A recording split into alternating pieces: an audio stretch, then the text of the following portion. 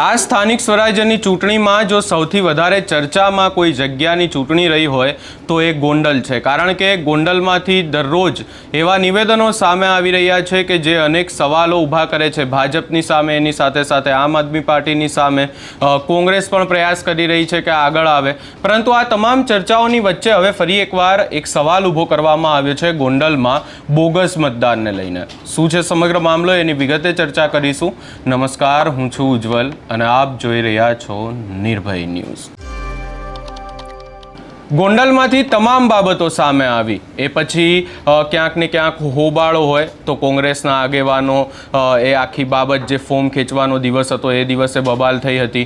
ત્યારબાદ જો કોઈ બાબત હોય આક્ષેપ પ્રતિ આક્ષેપની, એ પણ ગોંડલમાંથી સામે આવ્યા. અને હવે ગોંડલમાં જિગીસા પટેલ કે જેઓ આમ આદમી પાર્ટીને ક્યાંક ને ક્યાંક ગોંડલમાં આગળ લાવવાનો પ્રયાસ કરી રહ્યા છે, એમણે બોગસ મતદાનને લઈને ખાસ કરી અને ખુલાસો કર્યો છે. સૌપ્રથમ આ સમગ્ર બાબતને લઈ અને જિગીસા પટેલ દ્વારા શું કહેવામાં આવ્યું છે એ પણ સાંભળી લઈએ. નમસ્કાર, હું છું જિગીસા પટેલ. ચૂંટણીનો માહોલ છે અને ગોંડલની અંદર અત્યારે અમે રાત દિવસ એક કરી અને મહેનત કરી રહ્યા છીએ. ત્યારે જ્યારે કોઈ મિટિંગની અંદર જાઉં ત્યારે અહીંયાના જે સ્થાનિક લોકો છે એની એક પીડા છે અને એ પીડા આજ મારે તમારી સામે વર્ણવવી છે. પીડા એવી છે કે કોઈ ગમે એટલી મહેનત કરી લ્યો પણ એ લોકો બોગસ વોટિંગ જ એટલું બધું કરે છે કે એની વાત જવા દો. તો એનું શું કરવું? એટલે એ બોગસ વોટિંગ કઈ રીતે કરે છે એ આપણે અત્યારે લીલાખાથી આપણી સાથે ભૂપતભાઈ છે, એના મોઢે જ આપણે સાંભળીએ. ભૂપતભાઈ, કઈ રીતે બોગસ વોટિંગ થાય છે? કોઈ પણ માણસ આવે એનું થઈ ગયું વોટિંગ, જે નથી આવ્યા એનું બોગસ વોટિંગ આ લોકો કરે. તમે બૂથ ઉપર? હા, આપણે બેઠેલા, પણ આજકાલ બેહવાનું છે. તો એને કોઈ કહેવા વાળું ન હોય ને, પ્રિસાઇડિંગ ઓફિસર કે કોઈ કાંઈ બોલવાનું નહીં કોઈને. આ જ વસ્તુ હાલે. તમે ક્યારે રજૂઆત કરી હતી પ્રિસાઇડિંગ? આપણે કરેલી. તો શું કહે? તો માણસો આવી જાય એના બૂથ ઉપર. આવ તાક ધમકી ના તે હંધું કરે. તો બૂથ ઉપર જવાની પરમિશન તો ખાલી પોલિંગ એજન્ટને જ હોય. એ વાત તમારી કેવી બરોબર છે, પણ 100 મીટરની અંદર જ એટલા માણસો હોય કે એનું કોઈ નક્કી જ ન હોય. કોઈ પણ માણસને અંદર નથી આવવાનું, જે વ્યક્તિને એને ઘૂસી જ જવાનું અંદર. આ જ સિસ્ટમ હાલે. કેટલું મતદાન બોગસ કરતા હશે લોકો? એક એમ બોગસ એવું થતું હોય કે જેટલા આવ્યા એટલાનું તો કાયદેસર થઈ ગયું, નથી આવ્યા એનું કરે. હા, ભલે નથી આવ્યા એવું કેટલું મતદાન કરવું એનું કોઈ નક્કી ન હોય ભાઈ. એમ તો અમારા ગામમાં મતદાન ઊંચું જ થાય કે 50-100-150 મતદાન વધીને થતું હોય બોગસ. હા, કે ન આવી શકે એમ હોય. આ દેવડાથી આપણી સાથે શરદ કાકા પણ છે, તો શરદ કાકાને પણ એવા ઘણા બધા કિસ્સા સાંભળવા મળ્યા છે, મને ઘણી વાર વાત કરતા હોય. કેવું થાય છે શરદ કાકા? બોગસ ગામના જે આગેવાન હોય છે પંચાયત બોડીના, એને પરવાનો કેમ જાય હોય એવી રીતે સતત અંદર જ ઘૂસે. તો ખરેખર એમને તો પોલિંગ એજન્ટ નો હોય, ચૂંટણી એજન્ટ નો હોય, નો ઉમેદવાર હોય. આવા લોકોને ખરેખર એક ત્રીજાથી દૂર રાખવા જોઈએ. આજુબાજુમાં એમના ઘર કોઈ ના હોય તો એની અંદર સતત મતદારની લિસ્ટ આવે, કોણ બાકી છે, કોણ આવી 12 ગામ છે, એવા લોકોના મત એક પછી એક છોકરાઓ જઈ દઈ આવે. લગભગ 200-250 મત તો અમારે દેવડામાંથી દર વર્ષે થાય જ છે બોગસ. હા, બોગસ થાય છે. તો બોગસ ન થાય. ખરેખર ચૂંટણી એવી હોવી જોઈએ કે લોકશાહી જીવંત રાખવી જોઈએ. બોગસ આજે બોગસ એક મત કોઈને આપી અને કોઈ અન્યાય કરી, એના કરતા ચૂંટાઈ ન ચૂંટાઈ પછીની વાત છે. બોગસ શા માટે થવા જોઈએ? એટલે ગામે ગામ મને આ વાતની જાણ થઈ. તમારા ગામમાંથી 2-3 જણાએ મને એવું પણ કીધું કે આ એક સમયે ચૂંટણીના સમયે તાલુકા પંચાયતની ચૂંટણી હતી ત્યારે લાકડીઓ પણ ઉડી હતી. હા, એવું સાંભળવા મળ્યું કે ઉમેદવારનો છોકરો ઉભો હતો, બહારથી ગાડી આવી અને સીધી લાકડીનો ઘા કર્યો, છોકરો ભાગી ગયો અને પછી ત્યાર પછી 200-250 મત બોગસ પડ્યા. એવું મેં પણ સાંભળ્યું છે. હાજર નહોતો હું, પણ સાંભળેલું છે. બધા લગભગ લોકો મુખ્ય સાંભળવા મળશે જ તમને. એટલે કઈક એવું છે. પહેલાની ચૂંટણીમાં ઉગી ગયું. પ્રિસાઇડિંગ ઓફિસરોને આપણે કઈ આઈડેન્ટિટી ફરજિયાત તો બોગસ અટકે ને આઈડેન્ટિટી નથી માંગતા? એટલે માગે તો ખરા જ ને,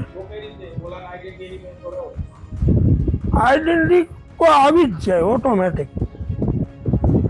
એ ઉઘરાવી જ લેવાની વાત છે ને. હાજર નથી, આજે રાજકોટ રહેતો હોય, એનું આધાર કાર્ડ, એનું પાન કાર્ડ, એનું ક્યાંથી account લે?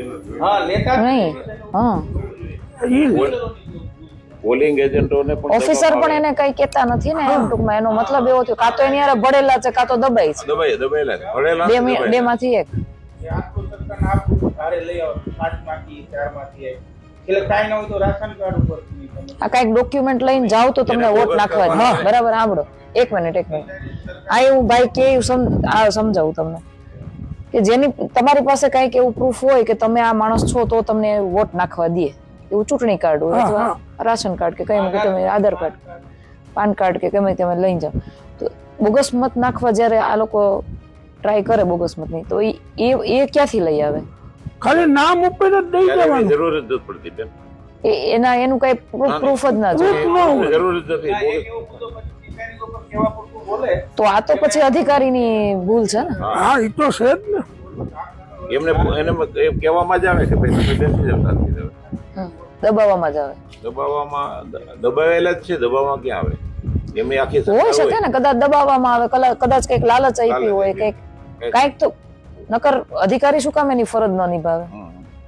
અને ન નિભાવે તો હવે અધિકારીઓ ઉપર કેસ કરવાનું ચાલુ કરો ને. કાયદાકીય પ્રક્રિયા અધિકારીઓ ઉપર કરવી જોઈએ. હવે તો જે પ્રમાણે તમે કહો છો એવું ગોંડલની અંદર થતું હોય, ખાસ કરીને તમે લીલાખામાં, તો અધિકારીઓ ઉપર પણ કાયદેસરની કાર્યવાહી થવી જોઈએ. ઇલાકાને તમામ ગામમાં, ગોંડલના તમામ ગામમાં મને ખબર છે, મને ઘણા બધા લોકોએ કીધું કે દરેક ગામની અંદર આવા પ્રોબ્લેમ છે.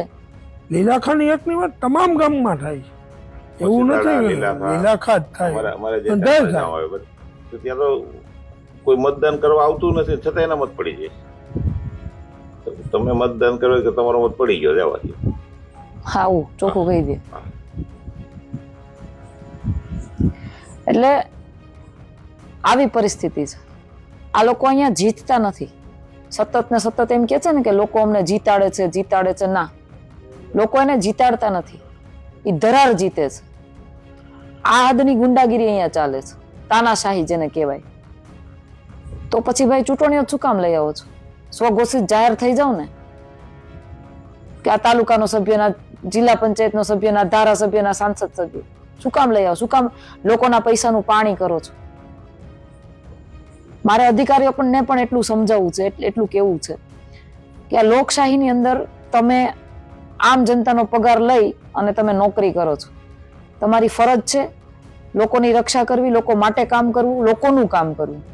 આ નેતાઓ તમને કંઈક પગાર નથી આપતા. હા, આપતા હશે, કંઈક લાલચ આપતા હશે તો જ આવું કરતા હોય તમે, બાકી આટલી હદે તો ના હોય. ચૂંટણી કમિશનરને પણ મારે કેવું છે, ઇલેક્શન કમિશનરને પણ મારે કેવું છે કે જો ગોંડલના લોકો, ગોંડલની જનતા આટલી બધી પીડા એના મોઢેથી વ્યક્ત કરતા હોય બધા, તો અહીંયા ધ્યાન દેવું જોઈએ અને સ્પેશિયલ ફોર્સ મૂકવી જોઈએ દરેક ચૂંટણીની અંદર, જેથી કરીને જનતાને કહેવાય ને કે આ ગુંડાગર્દીમાંથી છુટકારો મેળવવાનો એક ચાન્સ મળે. આના માટે અમારે જે અધિકારીઓને જ્યાં રજૂઆત કરવાની છે ત્યાં અમે બધે કરશું. અમારી ફરજ અમે પૂરી કરશું. અને સાથે સાથે મારે ગોંડલની જનતાને પણ એ કહેવું છે કે તમે પણ થોડોક અમારો સહકાર આપો, અમને સહકાર આપો કે તમારા ગામની અંદર જ્યારે બોગસ થતું હોય તો ગામના લોકો સંગઠિત થાવ ને. ગામના લોકો સંગઠિત થઈને આવા ગુંડા તત્વોને બહાર કાઢો કે ભાઈ અમારા ગામમાં બોગસ નહીં. જો એના પછી પણ એ લોકો વધારે પડતી દાદાગીરી કરે તો મને ખાલી એક પુરાવા સાથેના વિડીયો મને મોકલી દો, પછી અમે લડી લઈશું.